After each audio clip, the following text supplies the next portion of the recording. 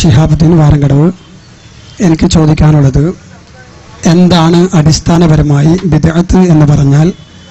അതിന് പണ്ഡിതന്മാർ പറഞ്ഞ കാര്യങ്ങൾ എന്തെല്ലാമാണ്? കുല്ലു ബിദ്അത്തിൻ ദലാല വകുല്ലു ദലാലത്തിൻ ഫിന്നാർ. ഇതിൽ റസൂലുള്ളാഹി സ്വല്ലല്ലാഹു അലൈഹി വസല്ലമ തങ്ങളുടെ കാലത്തില്ലാത്തതാണോ ബിദ്അത്ത്? സഹാബത്ത് ചെയ്യാത്തതാണോ ബിദ്അത്ത്? എന്താണ് അടിസ്ഥാനപരമായി ബിദ്അത്ത് എന്ന് പറയുന്നത്? അത് പ്രമാണബദ്ധമായി പറയാൻ ആവശ്യപ്പെടുന്നു.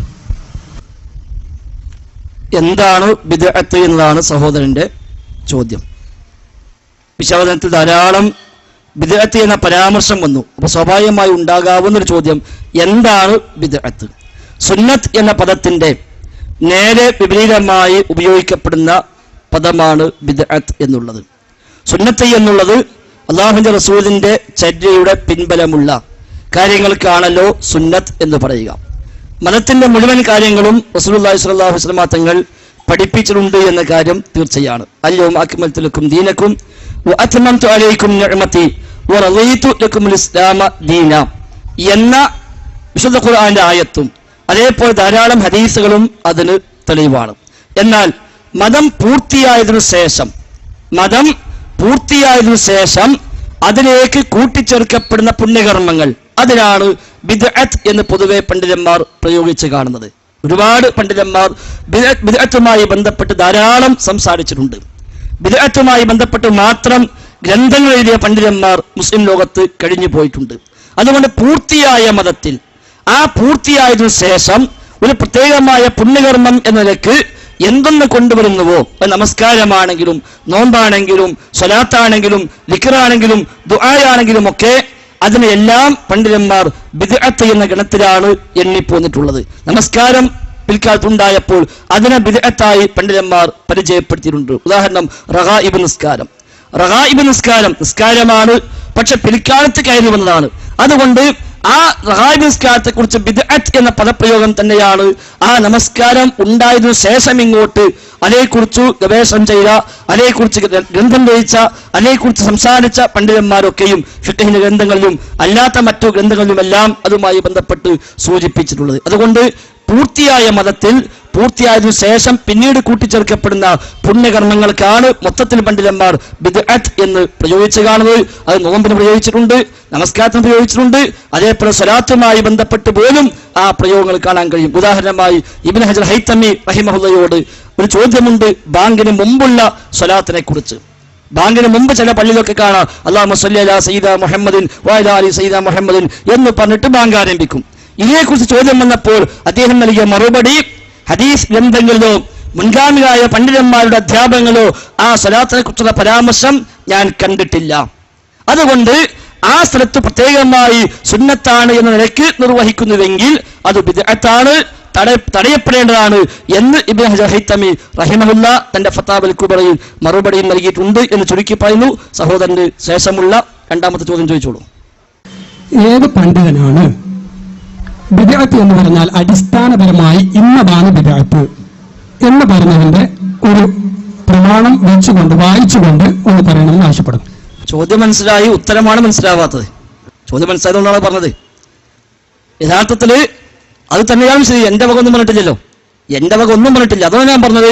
ലോകത്ത് പുതിയ നിസ്കാരം ഉണ്ടായിട്ടുണ്ട്. നിങ്ങൾ ചോദ്യം എന്തിനാ എനിക്കറിയാം, അതുകൊണ്ടാണ് ഞാൻ അങ്ങനെ പറഞ്ഞത്. ലോകത്ത് പുതിയ നിസ്കാരം ഉണ്ടായിട്ടുണ്ട്. ആ നമസ്കാരം ഉണ്ടായപ്പോൾ പണ്ഡിതന്മാർ അതേക്കുറിച്ച് പറഞ്ഞത് അത് ബിദ്അത്ത് എന്നാണ് പറഞ്ഞത്. ഉദാഹരണം ഇമാം അബൂ ഷാമ റഹിമഹുല്ലാ അദ്ദേഹത്തിന്റെ അൽ ഹവാദിസ് വൽ ബിദ്അ എന്ന ഗ്രന്ഥത്തിൽ വളരെ വിശദമായി റഗായിബ് നിസ്കാരത്തെ എടുത്തു വെച്ചുകൊണ്ട് അതിന്റെ ചരിത്രം വിശദീകരിച്ചുകൊണ്ട് ഇത് ബിദ്അത്താണ്, ഖബീഹത്താണ്, വലാലത്താണ് എന്ന് വിശദീകരിച്ച് കാണുന്നു. അതേപോലെ കിതാബുൽ ഇഅ്തിസാം ഇമാം ഷാത്തിബിയുടെ കിതാബുൽ ഇഅ്തിസാമിൽ ബിദ്അത്ത് എന്തെന്ന് നിർവചിക്കുകയും ശേഷം ലോകത്ത് കടന്നു വന്ന ധാരാളം ബിദ്അത്തുകളെ അദ്ദേഹം എണ്ണി പറയുകയും ചെയ്യുന്നു. അതിൽ ഈ റഗായിബ് നിസ്കാരം കാണാൻ കഴിയും. അതേപോലെ പുതിയതായി ലോകത്ത് കടന്നു വന്ന ധാരാളം അനാചാരങ്ങളെ അദ്ദേഹം വിശദീകരിച്ചിട്ട് ഇതെല്ലാം ബിദ്അത്തുകളാണ് എന്നെണ്ണി പറയുന്നു. ഇനി അതൊന്നും സ്വീകാര്യമല്ലെങ്കിൽ എന്നതൊക്കെയാണ് ഒരു മുഴം മുമ്പേ എറിയ എന്ന തത്വപ്രകാരം ഇബ്നു ഹജർ ഹൈതമിയുടെ ഫതാവൽ കുബ്ര ഞാൻ എടുത്തുദ്ധരിച്ചത്. ഷാഫി മദ്ഹബിലെ പ്രഗത്ഭനായ പണ്ഡിതനാണല്ലോ. അദ്ദേഹത്തിന്റെ ഫതാവൽ ഫിഖ്ഹിയ അൽ കുബ്ര എന്ന ഗ്രന്ഥത്തിൽ 1-ാം വാള്യത്തിൽ ബാങ്കുമായി ബന്ധപ്പെട്ട അധ്യായത്തിലാണ് ആ നിലക്കുള്ള ചോദ്യങ്ങൾ പരാമർശിക്കുന്നിടത്താണ് ഈ വിഷയം കൈകാര്യം ചെയ്യപ്പെട്ടിട്ടുള്ളത്. അതുകൊണ്ട് മുൻഗാമികളായ പണ്ഡിതന്മാരും പിൽക്കാലക്കാരായ പണ്ഡിതന്മാരും മതത്തിൽ പുതുതായി കൂട്ടിച്ചേർക്കപ്പെടുന്ന പുണ്യകർമ്മങ്ങൾക്കാണ് ബിദ്അത്ത് എന്ന് പറഞ്ഞത്. അത് അടിസ്ഥാനം ഉണ്ടായാൽ മതി, അല്ലെങ്കിൽ പിന്നെ ആവശ്യമില്ല എന്നുള്ള ന്യായങ്ങൾ അവർക്കാർക്കും പരിചയമില്ല. അവിടേക്കാണല്ലോ സഹോദരൻ കൊണ്ടുപോണത്. അടിസ്ഥാനം ഉണ്ടായാൽ അസലുണ്ടായാൽ മതി, പിന്നെ ഏതുണ്ടാക്കാന്ന അങ്ങനെ ആധികാരികമായ പണ്ഡിതന്മാർ ആരും തന്നെ പരിചയപ്പെടുത്തിയിട്ടില്ല. നേരെ മറിച്ച് ബിദ്അത്തുമായി ബന്ധപ്പെട്ട് ഗ്രന്ഥമെഴുതിയ അതേക്കുറിച്ച് പരിചയപ്പെടുത്തിയ പണ്ഡിതന്മാർ ഈ നിലക്കാണ് വിശദീകരിച്ചത് എന്ന് ആവർത്തിക്കുന്നു. എന്റെ ചോദ്യത്തിന് മറുപടി പറഞ്ഞിട്ടില്ല. എന്താണ് ബിദ്അത്ത്? പ്രമാണബദ്ധമായി പറയണം. ഇന്ന പണ്ഡിതൻ ബിദ്അത്ത് എന്ന് പറഞ്ഞാൽ എന്നതാണ്. അത് ബിദ്അത്താണോ, ഇത് ബിദ്അത്താണോ, മറ്റേ ബിദ്അത്താണോ എന്നല്ല എന്റെ ചോദ്യം. എന്താണ് ബിദ്അത്ത്? അത് കിതാബ് വെച്ചുകൊണ്ട് പറ. ഇന്ന പണ്ഡിതൻ പറഞ്ഞു ഇന്നതാണ്. അതേപോലെ അബൂ ശാമ അൽ ഹവാദിസ് ബിദ്അ, ഇമാം ശാത്തിബി കിതാബുൽ ഇഅ്തിസാം, ഇതൊന്നും കിതാബല്ലേ, പണ്ഡിതന്മാരല്ലേ? വരി വായിക്കൂ, വരി വായിക്കൂ. വരിയല്ലേ വായിച്ചത്? വരിയല്ലേ പറഞ്ഞത്? അബൂ ശാമയുടെ ഹവാദിസ് ബിദ്അയിൽ സ്വലാത്തുർ റഗായിബി എന്ന അധ്യായത്തിൽ അദ്ദേഹം പറഞ്ഞു ഇത് ബിദ്അത്താണ്, ഖബീഹത്താണ്. ഇല്ലാതെ പറ്റും നിങ്ങൾക്ക്? അതന്നെ വിദഗ്ധത്ത്, അതന്നെ വിദഗ്ധത്ത്. നബിദിനാഘോഷം അടക്കമുള്ള ഈ കാര്യങ്ങൾ ആ ദുർന്യായങ്ങൾ വെച്ചാൽ നിങ്ങൾ കഴിഞ്ഞൊല്ലും ഇവിടെ മുഖാമുഖം നടത്തിയപ്പോൾ ചോദിച്ചാളാ, എനിക്കറിയാം. അതുകൊണ്ട് ആ പണി നിർത്തിക്കാളി. അതൊക്കെ കുറെ കണ്ടതല്ലേ, ഏകദേശം 100-250 ആയി മുഖാമുഖം നിങ്ങളെപ്പോലത്തെ ഒരുപാട് കണ്ടിട്ടുണ്ട്. അപ്പൊ അതൊക്കെ നിർത്തിക്കാളി. യഥാർത്ഥത്തിൽ മതത്തിന് പൂർത്തിയായതിനു ശേഷം പിന്നീട് കൂട്ടിച്ചേർക്കപ്പെടുന്ന കാര്യങ്ങൾക്കാണ് ലോകത്തുള്ള ഏത് പണ്ഡിതന്മാരും ബിദ്അത്തായി പരിചയപ്പെടുത്തിയത്. അതിന് ചില ഉദാഹരണമാണ് ഞാൻ പറഞ്ഞത്. ഇമാം നവവിയുടെ ഉസ്താദായ ഇമാം അബൂ ശാമ അദ്ദേഹം പറഞ്ഞിട്ടില്ലേ? അതേപോലെ ഇമാം കിതാബുൽ ഇഅ്തിസാമിൽ ഇമാം ശാത്തിബി വിശദീകരിച്ചിട്ടില്ലേ? ഓലൊക്കെ എന്താ ബിദ്അത്ത് എന്ന് മനസ്സിലാക്കിയത്? നിങ്ങൾ പറഞ്ഞ പോലെ ഇതൊക്കെ നല്ല ബിദ്അത്ത്, ഇതൊക്കെ നല്ല ബിദ്അത്ത് എന്ന് പറഞ്ഞ് അതൊക്കെ കൊണ്ട് മാറ്റി നിർത്തിയിട്ട് അവസാനം ബിദ്അത്ത് എന്നൊന്നും ഇല്ലാതായി പോകും. അതാണ് യഥാർത്ഥത്തിൽ ഈ മുസ്ലിയാക്കന്മാരെ കൊണ്ട് സമൂഹത്തിൽ ഉണ്ടായത്. എല്ലാം നല്ല ബിദ്അത്ത്. ദിക്റാണോ അത് നല്ല ബിദ്അത്ത്, നിസ്കാരം നല്ല ബിദ്അത്ത്, എല്ലാം നല്ല ബിദ്അത്ത്. പിന്നെ ചീത്ത ബിദ്അത്ത് എന്ന ഒന്നുണ്ടോ? അത് പിന്നെ കിട്ടൂല. ചീത്ത ബിദ്അത്ത് എന്ന ഒന്ന് പിന്നെ തെരഞ്ഞാൽ കിട്ടൂല. കാരണം എന്താ? അതിപ്പോ നിസ്കാരല്ലേ, ഇത് നോമ്പല്ലേ, മറ്റേ ദിക്റല്ലേ, അത് ദുആഅല്ലേ, ഇത് സ്വലാത്തല്ലേ, അതൊക്കെ നല്ല ബിദ്അത്താണ് എന്ന് പോയി ന്യായം പറഞ്ഞാൽ യഥാർത്ഥത്തിൽ ബിദ്അത്ത് എന്ന് പറഞ്ഞാൽ കള്ളുടിക്കലും അതേപോലെ വിചരിക്കലും മോഷ്ടിക്കാൻ പോകലും ഒന്നല്ല ബിദ്അത്ത്. നേരെ മറിച്ച് പുണ്യകർമ്മമായി കൊണ്ടുവരപ്പെടുന്ന ഏതൊക്കെയുണ്ടോ അതിനെയാണ് സ്വഹാബിമാർ മുതൽ ഇങ്ങോട്ടുള്ള മുസ്ലിം ലോകത്ത് അഹ്ലുസുന്നക്ക് നേതൃത്വം നൽകിയ ആളുകളെല്ലാം കണ്ടത്. അതുകൊണ്ടാണ് നേരത്തെ ഇവിടെ സുഹൈബ് പറഞ്ഞു ഇബ്നു മസ്ഊദ് റളിയല്ലാഹു അൻഹുവിന്റെ ചരിത്രം. പള്ളിയിൽ ഒരുമിച്ചുകൂടി സബ്ബിഹു മിഅ ഹല്ലിലു മിഅ കബ്ബിറു മിഅ എന്ന് പറയുന്ന സംഭവം കണ്ടപ്പോൾ സുബ്ഹാനല്ലാഹ് 100, അൽഹംദുലില്ലാഹ് 100, അല്ലാഹു അക്ബർ 100 എന്നിങ്ങനെ ഒരാൾ വിളിച്ചു പറയുന്നു. എല്ലാവരും കൂടെ 100 പ്രാവശ്യം ചൊല്ലുന്നു. ഇത് കണ്ടപ്പോ ഇബ്നു മസ്ഊദ് റളിയല്ലാഹു അൻഹു എന്തുകൊണ്ട് അതിനെ വിമർശിക്കുകയും ശക്തമായ ഭാഷയിൽ അവരോട് പ്രതികരിക്കുകയും ചെയ്തു. നിങ്ങൾ പ്രവാചകനേക്കാളും വലിയ ഒരു സുന്നത്തിലേക്ക് അതിനേക്കാളും വലിയ ചര്യയാണോ നിങ്ങൾ മുറുകെ പിടിക്കാൻ ശ്രമിക്കുന്നത് എന്നാണ് അദ്ദേഹത്തിന്റെ ചോദ്യം. മുഹമ്മദിൻ സല്ലല്ലാഹു അലൈഹി വസല്ലം, മുഹമ്മദ് നബിയുടെ സ്വഹാബിമാരെക്കാളും മീതെ നിൽക്കാനാണോ നിങ്ങൾ ശ്രമിക്കുന്നത്? നിങ്ങൾ നിങ്ങളുടെ പാപങ്ങൾ എണ്ണിക്കൊള്ളുക എന്ന് ഇബ്നു മസ്ഊദ് റളിയല്ലാഹു അൻഹു പറഞ്ഞത് ഇമാം ദാരിമി തന്റെ സുനനുൽ ദാരിമിയിൽ 1-ാം വാള്യം 109-ാമത്തെ പേജിൽ രേഖപ്പെടുത്തിയിട്ടുണ്ട്. അതേപോലെ ശേഷം താബികളും തബഉ താബികളും മദ്ഹബിലെ ഇമാമിയങ്ങളും അതിനുശേഷം ഈ ദീനിയായ വിജ്ഞാനം കൈമാറി വന്ന അത് കൈകാര്യം ചെയ്ത പണ്ഡിതന്മാർ അവരൊക്കെ ബിദ്അത്തിനെ കുറിച്ച് പരാമർശിച്ചിട്ടുണ്ട്. അതൊന്നും മോഷ്ടിക്കാൻ പോകലും വിചരിക്കുന്നതല്ല ഒരു ബിദ്അത്തായി പരിചയപ്പെടുത്തിയത്. അതുകൊണ്ടാണ് ഞാൻ പറഞ്ഞത് ബാങ്ക് വിളിക്കുന്നതിന് മുമ്പ് ഒരു സ്വലാത്ത്, ഇതിന്റെ വിധി എന്ത് എന്ന ചോദ്യത്തിനാണ് ഇബ്നു ഹജർ ഹൈതമി റഹിമഹുല്ലാഹ് പറഞ്ഞത് ഇത് ബിദ്അത്താകുന്നു. എങ്ങനെയാണെങ്കിൽ ആ സ്ഥലത്ത് പ്രത്യേകം സുന്നത്തുണ്ട് എന്ന നിലക്കാണെങ്കിൽ ഇത് ബിദ്അത്താകുന്നു. അപ്പൊ എന്താ ബിദ്അത്ത്? ഒരു സ്ഥലത്ത് പ്രത്യേകമായ പുണ്യമുണ്ട് എന്ന് വിചാരിച്ചുകൊണ്ട് പ്രത്യേകമായ സുന്നത്താണ് എന്ന ധാരണയിൽ ചെയ്യുന്നുവെങ്കിൽ അതാണ് ബിദ്അത്ത്. ഇബ്നു ഹജർ ഹൈതമി ഫതാവൽ കുബ്ര 1-ാം വാല്യം ബാങ്കുമായി ബന്ധപ്പെട്ട അധ്യായത്തിൽ അദ്ദേഹം അതാ പറഞ്ഞത്. ഹദീസിൽ ഞാനിത് പരാമർശിക്കപ്പെട്ട് കണ്ടിട്ടില്ല. അതേപോലെ പണ്ഡിതന്മാരുടെ ഗ്രന്ഥങ്ങളിൽ ഇതേക്കുറിച്ച് പരാമർശം കണ്ടിട്ടില്ല. അതുകൊണ്ട് ആ സ്ഥലത്ത് അത് പുണ്യമാണ്, സുന്നത്താണ് എന്ന നിലയ്ക്ക് ഒരാൾ ചെയ്യുന്നുവെങ്കിൽ തടയപ്പെടേണ്ടതാണ്, അത് ബിദ്അത്താണ് എന്നാണ് അദ്ദേഹം പറഞ്ഞത്. ബാങ്കിന് ശേഷം സ്വലാത്ത് ചൊല്ലിയാൽ സുന്നത്ത്, ബാങ്കിന് മുമ്പ് സ്വലാത്ത് ചൊല്ലിയാൽ ബിദ്അത്ത്. ഒറ്റ സ്വലാത്ത് തന്നെ, ഒറ്റ സ്വലാത്ത്. ബാങ്ക് വിളിച്ച് കഴിഞ്ഞിട്ട് ഒരാൾ സ്വലാത്ത് ചൊല്ലുന്നു എങ്കിൽ സുന്നത്താണ്, കൂലി കിട്ടും. ബാങ്ക് വിളിക്കുന്നതിന് മുമ്പ് ഒരാൾ സ്വലാത്ത് ചൊല്ലുന്നു, അത് ബിദ്അത്താണ്, കുറ്റം കിട്ടും. എന്താ വ്യത്യാസം? രണ്ടും ഒരേ സ്വലാത്താണ്, ഒരേ സ്വലാത്ത, രണ്ടും ചൊല്ലിയത് ഒരേ മനുഷ്യനാ. എന്തുകൊണ്ട് ഒന്ന് ബിദ്അത്തായി ഒന്ന് സുന്നത്തായി? അതാണ് ഇബ്നു ഹൈതമിയുടെ മറുപടി. ഹദീസിൽ പരാമർശമില്ല, പണ്ഡിതന്മാരുടെ ഗ്രന്ഥങ്ങളിൽ പരാമർശമില്ല, അതുകൊണ്ട് അവിടെ സുന്നത്താണ് നിലക്കാണോ തടയപ്പെടേണ്ടതാണ്. അപ്പൊ അവരൊക്കെ അങ്ങനെയാണ് ബിദ്അത്തിനെ മനസ്സിലാക്കിയത് എന്ന് ആവർത്തിക്കുന്നു.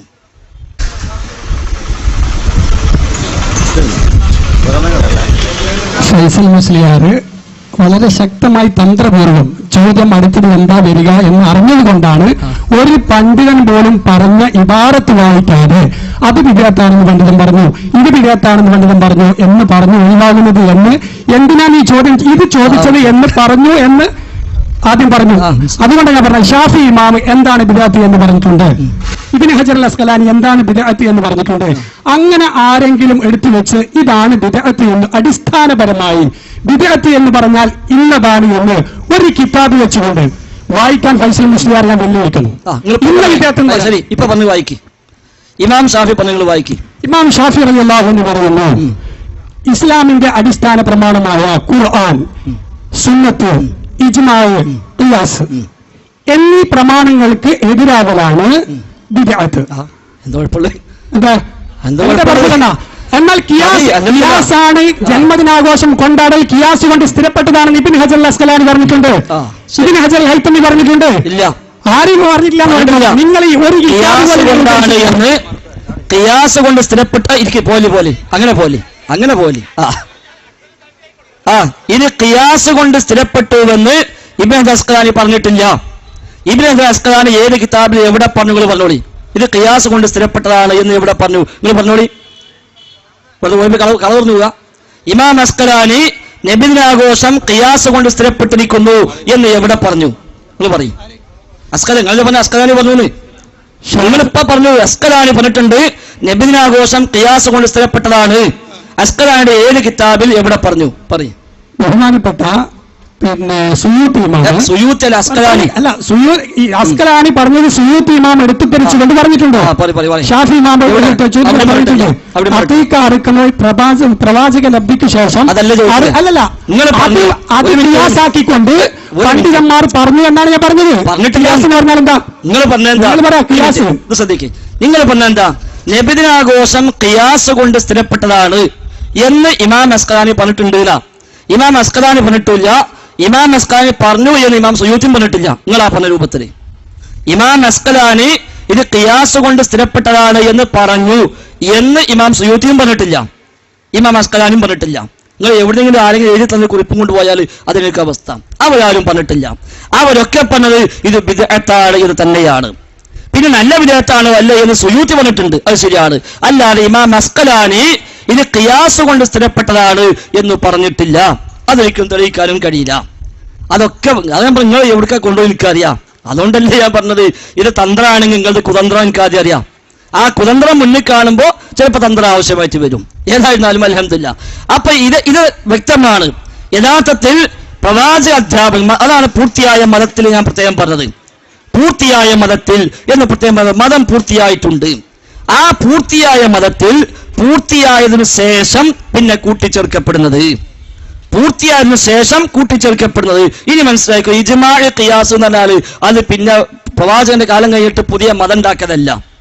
പ്രവാചകന്റെ കാലശേഷം പിന്നീട് വന്ന ആളുകൾ കൂടി ഒരു പുതിയ മതമുണ്ടാക്കുന്നതിന്റെ പേരല്ല ഇജ്മാഉം ഖിയാസും.